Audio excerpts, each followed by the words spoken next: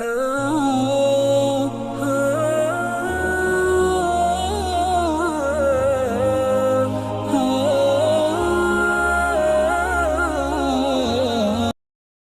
اللہ الرحمن الرحیم۔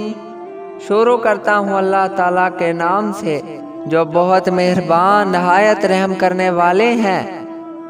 اے ایمان والو، طلحہ بن عبید اللہ کہتے ہیں نجد والوں میں ایک شخص نبی کریم صلی اللہ علیہ وآلہ وسلم کے پاس آیا۔ سر پریشان یعنی بال بکھرے ہوئے تھے۔ ہم اس کی آواز کی بن بناہٹ سنتے تھے اور ہم سمجھ نہیں پا رہے تھے کہ وہ کیا کہہ رہا ہے، یہاں تک کہ وہ نزدیک آن پہنچا۔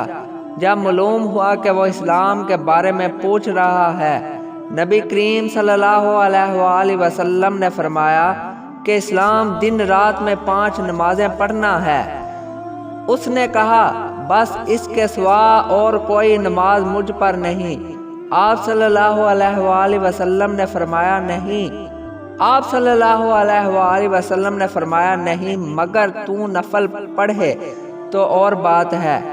نبی کریم صلی اللہ علیہ وآلہ وسلم نے فرمایا اور رمضان کے روزے رکھنا۔ اس نے کہا اور تو کوئی روزہ مجھ پر نہیں ہے۔ آپ صلی اللہ علیہ وآلہ وسلم نے فرمایا نہیں، مگر تو نفل روزہ رکھے تو اور بات ہے۔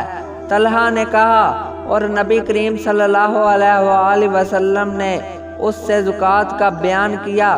وہ کہنے لگا کہ بس اور کوئی صدقہ مجھ پر نہیں ہے۔ آپ صلی اللہ علیہ وآلہ وسلم نے فرمایا نہیں، مگر یہ کہ تو نفل صدقہ دے تو اور بات ہے۔ پھر وہ شخص پیٹ موڑ کر چلا گیا، یوں کہتا جاتا ہے قسم اللہ کی میں نہ اس سے بڑھاؤں گا نہ گھٹاؤں گا۔ نبی کریم صلی اللہ علیہ وآلہ وسلم نے فرمایا اگر یہ سچا ہے تو اپنی مراد کو پہنچ گیا۔